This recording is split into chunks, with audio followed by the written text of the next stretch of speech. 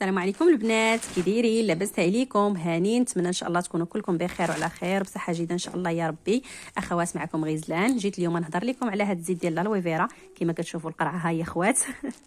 صافي خويتها. المهم البنات، هاد الزيت هادي غزاله والله العظيم. الا خديتها هكا لشعري باش نبقى ندهنها هكا منين نبغي ندهنها في اي وقت، ماشي بالضروره حتى نخرج من الدوش ولا في اي وقت. صافي كنبغي ندهن شعري كنوض لهاد القريعه هادي.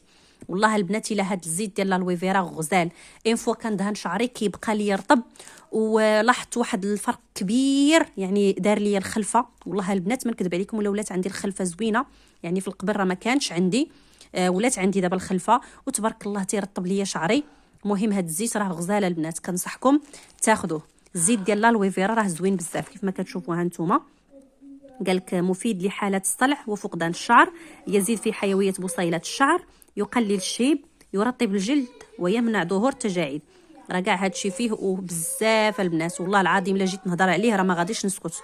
والله هاد الزيت البنات الا زوين بزاف، وكنقول ان شاء الله ما عمرو يبقى يخطاني.